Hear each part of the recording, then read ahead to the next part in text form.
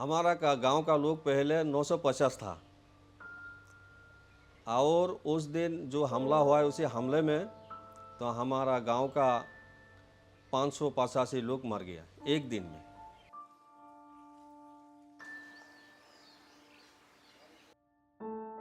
जो बांग्लादेशी मुसलमान है उन लोग पर यह हमला हुआ है। ये सिर्फ यहाँ की नहीं है, सारे हिंदुस्तान के तो यही सूरत हाल है।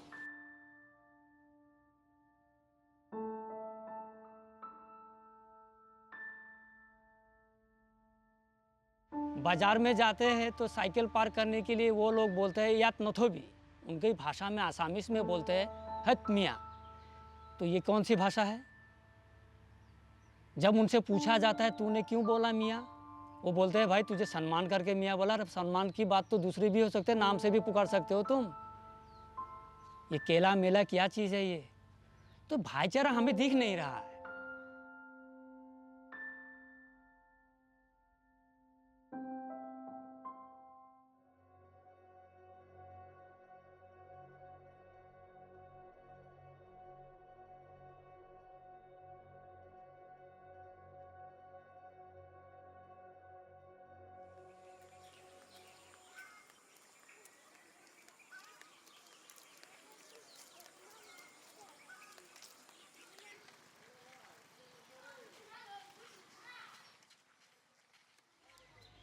मेरा नाम है हाफिज़ मोहम्मद जमालुद्दीन।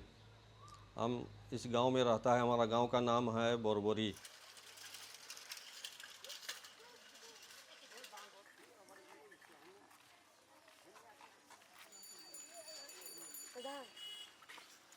इस गांव का जो मस्जिद है, मस्जिद में नमाज़ पढ़ाते हैं और इस यहाँ जो मदरसा है वो मदरसा में हम पढ़ाते हैं बच्चों को।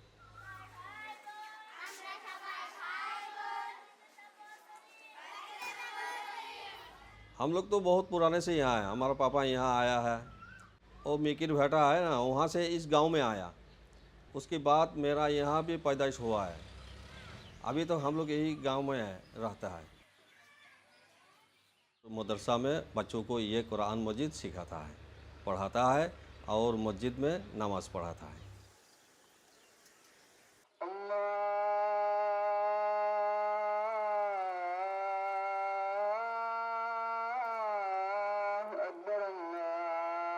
और गांव वालों ने हमको कुछ पैसा देता है, उसी से हम चलता है। बाकी दूसरा कोई काम हमारे नहीं है।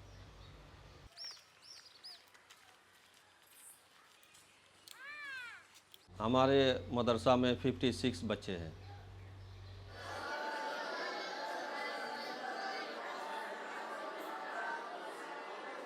तीन टीचर है, 2 अरबिक है और एक जनरल है, स्कूल मास्टर टीचर। और हम लोग 6 बजे से यहाँ क्लास शुरू कर देते हैं और 1.5 घंटा पढ़ाते हैं। फिर उन लोग को छुट्टी दे दिया तो नाश्ते खाने के लिए चला गया।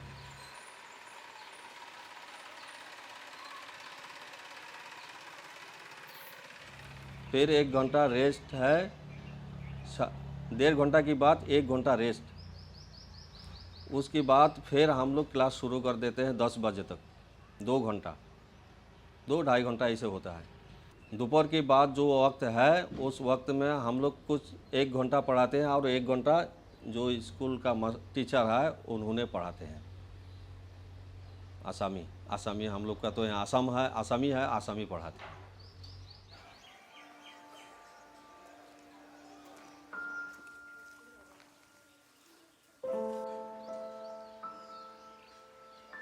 '83 से पहले हम हमारे गांव में पढ़ रहा था, स्कूल में भी पढ़ा क्लास 4 तक।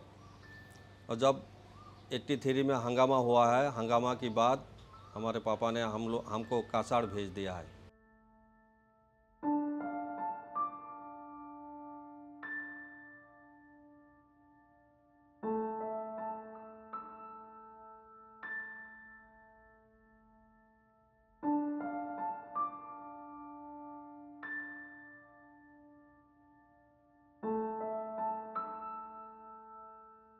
जब हमारे यहाँ 1983 में हमला हुआ है उसी टाइम में मेरा उम्र 11 साल था।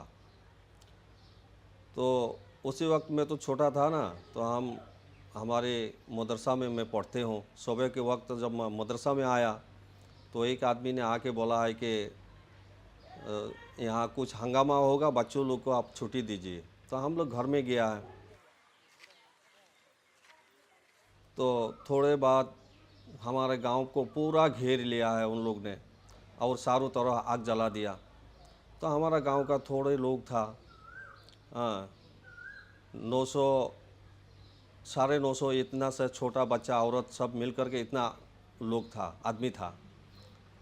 तो हम लोग सारे आदमी ने भागा है इस गांव से, पश्चिम की तरफ इधर भागा है।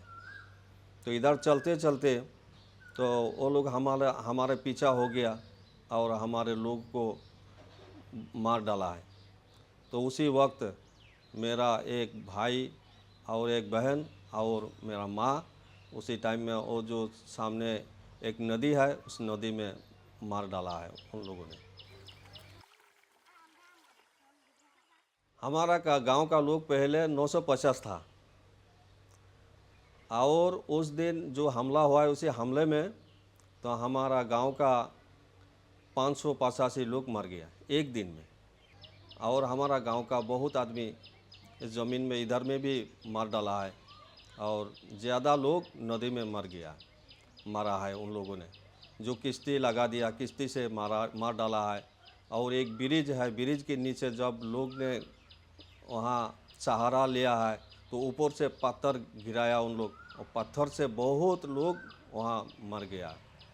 हाँ, फिर वहाँ से जब शाम हो गया, वो लोग मारते मारते जब शाम हो गया तो जागीरोड एक थाना है, वो थाना से पुलिस वालों ने आया है, आके कुछ लोग बच गया तो उन लोग को वहाँ से उठा करके उन लोग जागीरोड ले गया। और कुछ लोग इधर से नदी पार हो करके सीधा हमारे उधर तेलाही एक गांव है उस गांव में गया है। तो गांव वाले ने हम लोग को सहारा दिया है। वहाँ 90 लोग हम लोग उस गांव में गया है और कुछ लोग जागीरोड गया है। तो वहाँ हम लोग को कुछ झोपड़ी वोपड़ी बना दिया। तो उस झोपड़ी में हम लोग रहा है 14 दिन। 14 दिन के बाद फिर हम लोग का गांव का जितना आदमी है उस सारे आदमी को हमारे गांव में ले आया और ले आके वो हमारे सामने जो रास्ता है ना, वो रास्ता के पास हम लोग को वहाँ सरकार ने कुछ हम लोग को थोड़ा थोड़ा छोटा छोटा झोपड़ी बना दिया। तो झोपड़ी में हम लोग रहा है और फौज दिया है हम लोग को देखभाल करने के लिए। See, the whole Nelly massacre, it was a program which was spearheaded by some organizations who had this impression that there had been some illegal migrants whose name had cropped in the electoral rolls. So they wanted that these illegal migrants' names should be deleted from the electoral rolls. So the government at that time didn't make much pay any heed to it, and so they declared elections to be held. I mean, Nelly massacre was just a fallout of what they had intended to is that to detect and deport, to detect the illegal migrants. This particular massacre is least talked about in the vis-a-vis Indian scenario, Indian political scenario. Officials figure put it around to say 1800 or something, but unofficial figure is much more than that, around 2000 to 3000. Those people who were residing in that particular area, they had been residing there since 1940s, 1950s.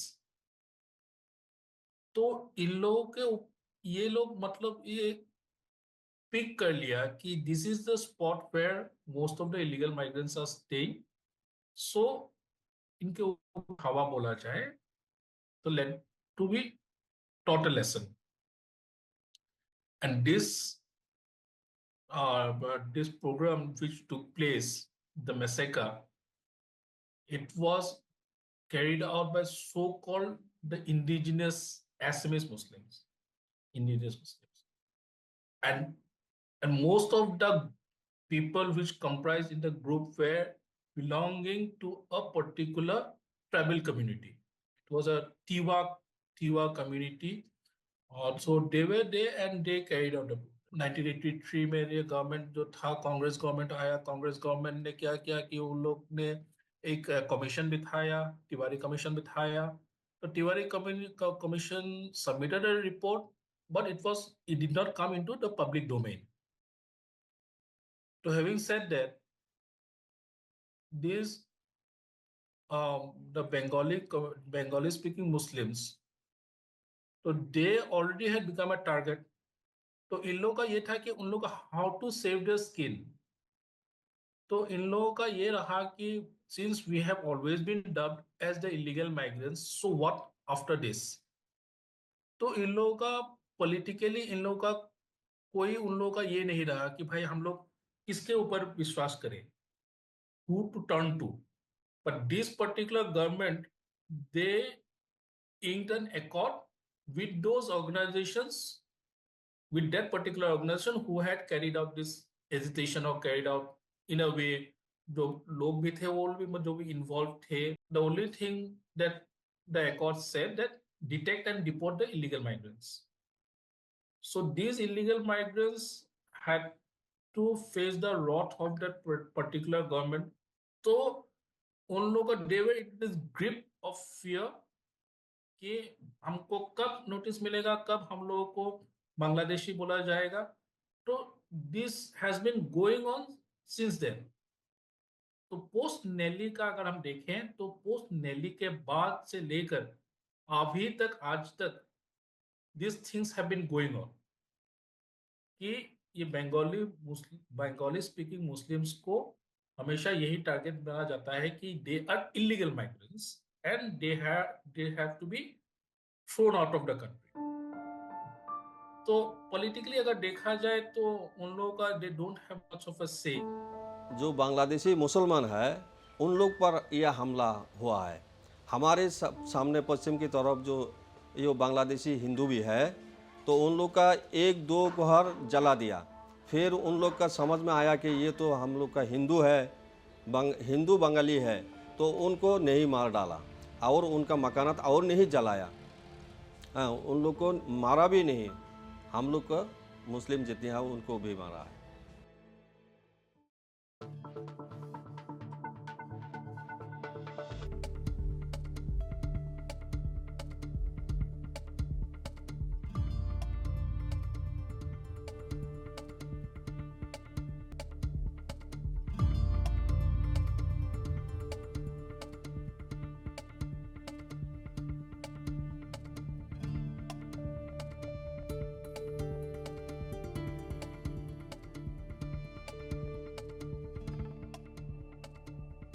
मैंने बोला देखो भारत को मुल्ला का जरूरत नहीं है, doctor engineer का जरूरत है.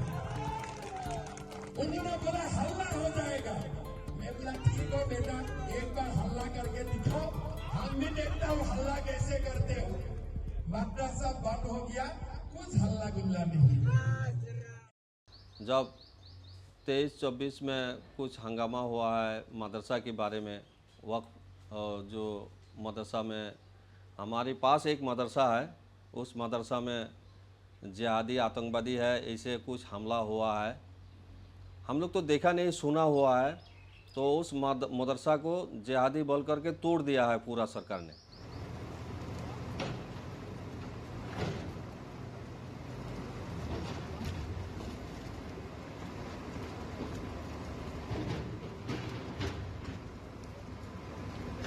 पूरा तोड़ दिया है. और उस मदरसा का जो टीचर है, इस्लामिक जो टीचर है, वो टीचर को पकड़ करके जेल में भेज दिया है.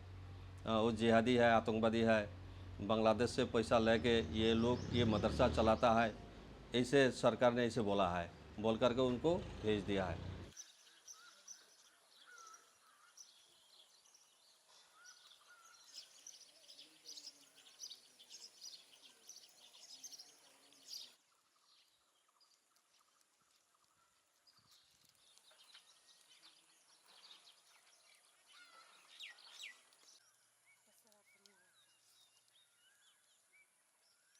तीस अगस्त 2022 को शाम 6 बजे पुलिस फोर्स और उसके साथ बहुत सारे फोर्स थे जो यहाँ अतराफ़ में आसपास के सारे इलाका को घेर लिया था।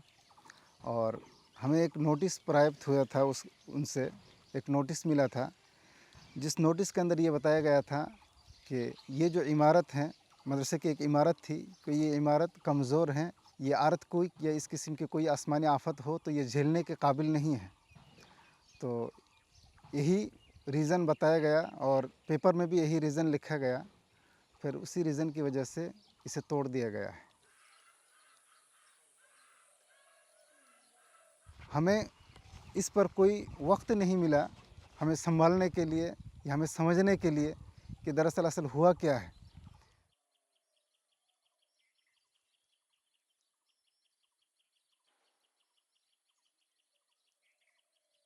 जिस दिन हमें ये नोटिस मिली थी, फिर अगले दिन सुबह 9 बजे से लेकर रात के 9 बजे तक ये तोड़ने का काम चला, इसे मुनहदम कर दिया गया था। तो उसी रात को हमें बताया गया था कि सारे बच्चों को यहाँ से भेज दिया जाए। तो हमने उनके पेरेंट्स से रब्ता किया, फिर वो लोग आए। तो रात ही रात सारे बच्चों को यहाँ से खाली कराया गया और खाली कराने के बाद फिर अगला दिन इसे तोड़ दिया गया है।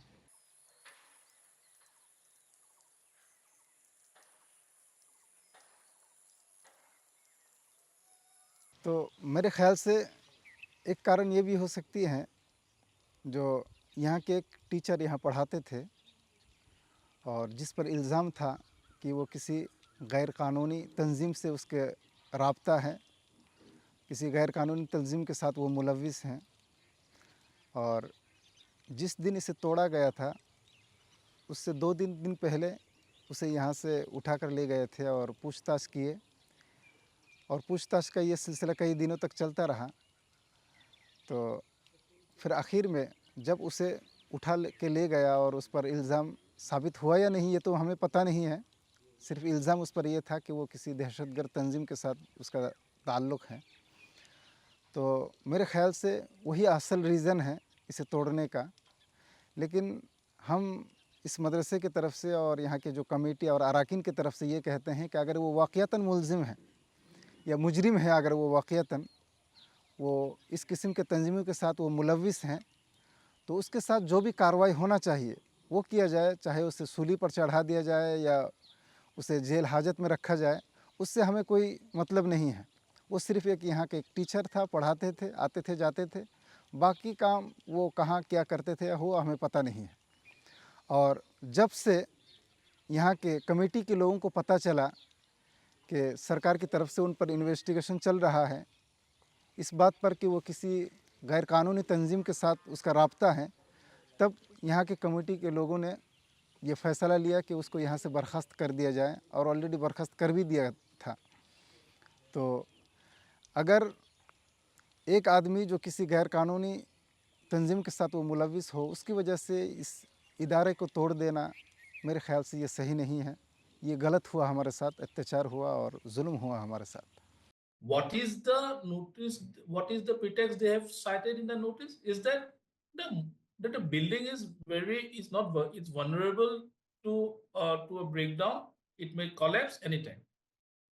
So any layman will say that okay fine, if you find that okay fine, you are the government authority, you have come to me saying that my structure is not proper, it might cause harm to me, my family. Okay fine, you have given me the notice, give me some time to rectify that wrong or to rectify whatever is there.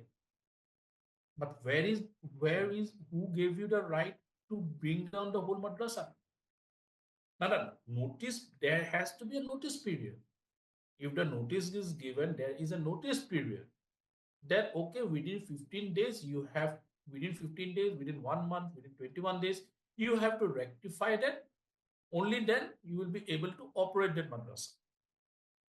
And in this case, these things have not been done. They simply went, gave the notice, okay, fine, we are bringing down the madrasa.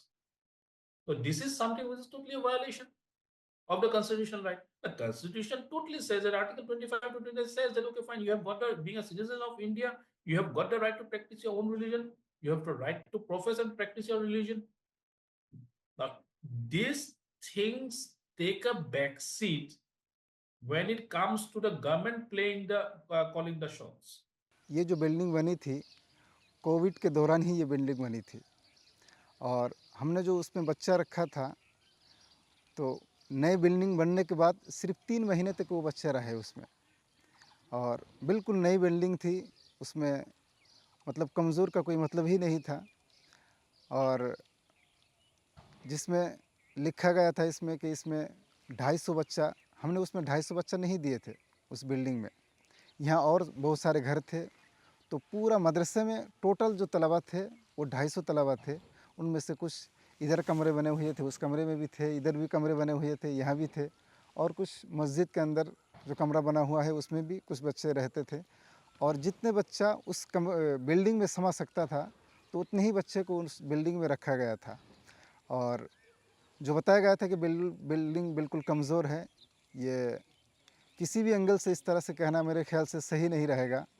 और इसे जो तोड़ा गया था अगर ये कमज़ोर ही होता, सुबह 9 बजे से लेकर रात के 9 बजे तक तकरीबन और 15-20 जीसीबी के ज़रिए से उसे खोखलिन जो बड़ा बड़ा वो होता है उसके ज़रिए से इसे तोड़ा गया था।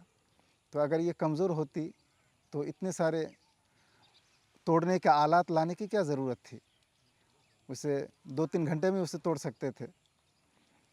तो लिहाजा नहीं कहा जा सकता कि ये बिल्डिंग कमज़ोर है और सिर्फ यही अगर रीज़न हो कि बिल्डिंग कमज़ोर है जिसकी वजह से तोड़ा जा रहा है तो रातों रात सारे बच्चों को यहाँ से बाहर निकालने की क्या ज़रूरत थी। हमें समय देते, वक्त देते, हमें बताते कि भाई ये बिल्डिंग कमज़ोर है, हमें पहले ही नोटिस दे देते कि बिल्डिंग कमज़ोर है, इसके लिए तुम कोई और जगह बनाओ बच्चों को रखने के लिए ताकि यहाँ कोई अघटन ना घटे, कोई मतलब कोई आसमानी आफत ना आए।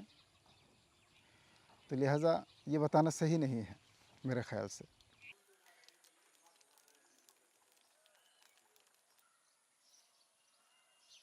16 दिसंबर 2023 को हमारे सम्मानित हिमंत विश्व शर्मा जी यहाँ आए थे। तो यहाँ आने के बाद जो नोटिस हमें प्राप्त हुआ था कि ये बिल्डिंग कमज़ोर है, इस सिलसिले में एक भी बात उसने नहीं की। लेकिन वो जो लड़का था जिसकी वजह से ये तोड़ा गया था, मैंने बताया था कि हफीज़ुर रहमान उसका नाम है, उसी के बारे में उन्होंने बात की कि उसे यहाँ क्यों रखा गया, नहीं रखना चाहिए था, क्या आप लोगों को उसके बारे में पता नहीं है। ये इस किस्म के जो सवालात हो सकते हैं उसी के बारे में तो उन्होंने हमसे पूछा या इसी पर उन्होंने बात की। तो फिर आखिर में उन्होंने ये भी बताया कि हम इस इदारा को एक मॉडर्न इंग्लिश मीडियम या इंग्लिश स्कूल बनाना चाहते हैं। तो फिर ये भी बताया कि यहाँ के जो कमेटी है, लोकल कमेटी का आपस में कमेटी लोग बातचीत करके जो भी फैसला हो हमें बताया जाए, हम उस हिसाब से यहाँ जो कुछ हुआ हम काम करेंगे। और ये भी बताया कि हमें भी बहुत अफसोस है कि एक आदमी की वजह से इस पूरे इदारा को तोड़ देना ये हमें भी सही नहीं लगा, हमें भी अच्छा नहीं लगा इसमें इस तरह से करने में। उन्होंने खुद अपनी ज़बान से ये बात कही है और बाद में हमें उन्होंने आशा भी दिया कि भाई कुछ ना कुछ यहाँ बनेगा, होगा। तो यहाँ के जो लोकल कमेटी हैं वो लोग ये चाहते थे कि यहाँ जिस तरह से मदरसे के तालीम के साथ साथ स्कूल की तालीम दोनों एक साथ चल रहा था, तो हम वैसे ही इदारा चाहते हैं।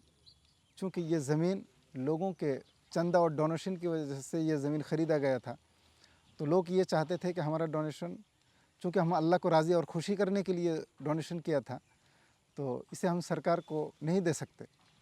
चूँकि हमारी तरफ से ये NOC मांगा था वो लोग कि NOC दीजिए, हम लोग यहाँ वो बनाएंगे। तो यहाँ के लोकल कमेटी ने NOC नहीं दी और लोकल कमेटी ने कई मरतबा एप्लीकेशन किया कि हमें इसे रीओपन करने के लिए इजाज़त फ़राहम की जाए, हम इसे ओपन करेंगे और जो कुछ हुआ सो हुआ, बस इसमें कोई बहस नहीं है। और जो नुकसान हुआ हमें रीओपन करने की इजाज़त दीजिए। तो इसके भी कोई रिप्लाई अब तक नहीं मिला।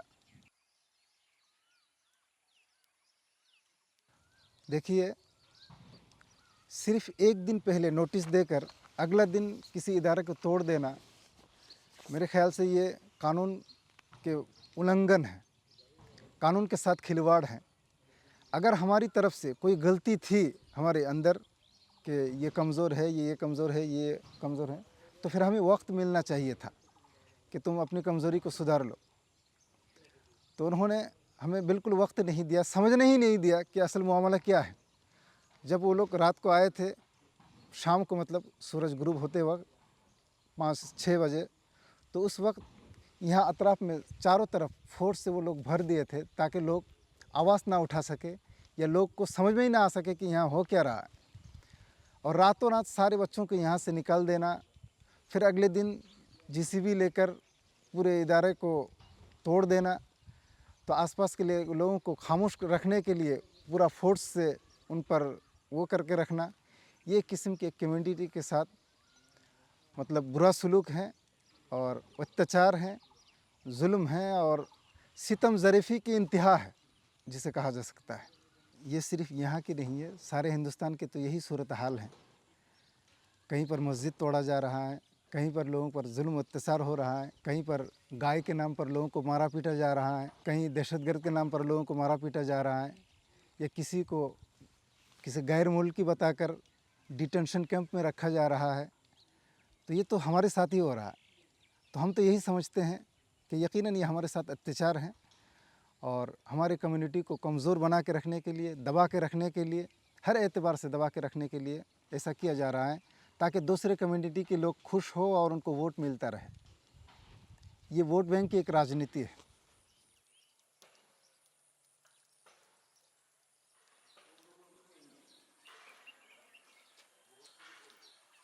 एक को दबाओ, दूसरे को खुश करो, क्योंकि एक के दबाने से दूसरा खुश होता है। तो वो लोग हमें दबा रहे हैं, किसी और को खुश कर रहा है, उनको वोट मिलता जा रहा है, बस वो लोग राजनीति कर रहे हैं इसमें। जब तक वो लोग राजनीति करते रहेंगे या करने को उनके अंदर ख्वाहिश होगा, बस हमें इस तरह से दबाते रहेंगे। कहाँ तक हम लोग उम्मीद जोड़ते रहें यहाँ।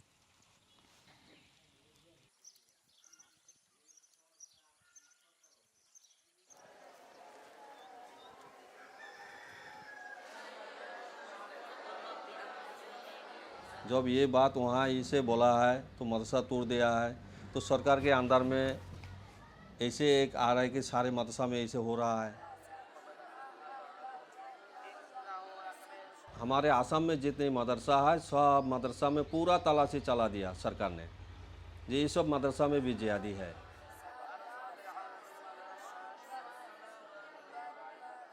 तेईस 24 में पूरा जांच किया है हम लोग का मदरसा को।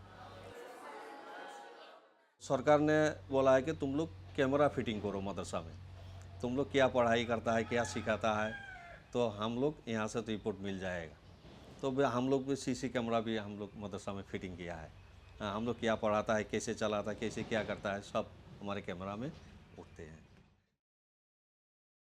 कभी कभी हम लोग इधर उधर कहीं जाएगा तो हम लोग का रात हो जाएगा तो आने में थोड़ा दिक्कत होता है। कभी कभी हिंदू गांव से तो हम लोग आना है, रास्ता तो इधर ही है, तो वो लोग कभी कभी हम लोग को बोलता है भाई तुम लोग कहाँ से आया, किधर से आया, क्यों आया। तो हम लोग को थोड़ा वो लोग कभी कभी चोर भी समझता है, हाँ, कोई कभी आतंकवादी भी समझता है, हाँ, कुछ हंगामा करने के लिए लाए नहीं तो तुम लोग इतनी रात क्यों आया है। तो वो गांव वालों का लोग कोई अगर हमसे पहचानता है, हम लोग को जानता है तो ठीक है, हम इनको जानता है छोड़ दो। अगर कोई नहीं पहचानता है तो उसको कभी कभी पुलिस वालों को दे देते हैं, अभी चोर है क्या है, उस और कुछ इल्ज़ाम लगा दे के भेज देता है। तो गांव वाले ने फिर जाके उनको ले आता है, बोला ये चोर नहीं है, वो वहाँ गया उधर गया, तो बस उसको ले आते हैं हम लोग गाँव में।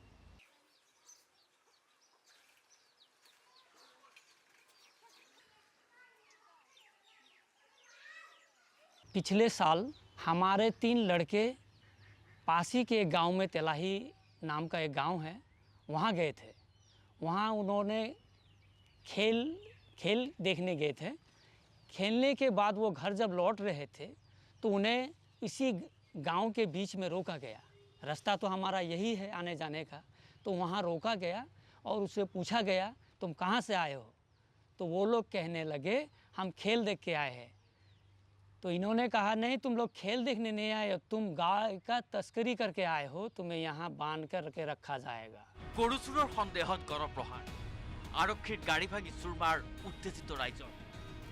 সোমবাৰে পুৱতি নিশা মৰিগাঁৱৰ আহতগুৰিত সংঘটিত হ'ল ভয়ংকৰ ঘটনা। নিশা এজোপা গছৰ তলত বৰষুণৰ বাবে আশ্ৰয় লোৱা 6জন যুৱকক গৰু চোৰৰ সন্দেহত আহতগুৰিৰ একাংশ লোকে প্ৰহাৰ কৰে। ইয়াৰে 3জন যুৱকে পলায়ন কৰিবলৈ সক্ষম হয়, কিন্তু বাকী 3জন যুৱকক গড়প্ৰহাৰ কৰাত এজনৰ ঘটনাস্থলীতেই মৃত্যু ঘটে। तो लड़कों से मोबाइल छीन ली और छीन करके उस मोबाइल से घर पे फ़ोन मारा। हमारे गांव में गांव वालों के जब फ़ोन हम लोगों ने सुना तो हम लोगों ने उसी गांव के लड़कों से, जो बुज़ुर्ग हैं, उनसे बातचीत की। बोले देखिए ऐसा नहीं है मामला, ये मामला है, ये लोग खेल देखने गए थे, वहाँ से वापस आ रहे थे, बारिश की वजह से वो वहाँ रुक गए, तो ये लोग चोर नहीं है, गौ तस्करी भी नहीं करते ये लोग, आप उन्हें छोड़ दीजिए। लेकिन उन्होंने छोड़ा नहीं, उन्होंने उस लड़के को पीट पीट के मार डाला और 2 लड़के बच गए हैं, लेकिन वो लाचार हैं, अब तक लाचार हैं, कोई काम करके खाने ने लायक नहीं है।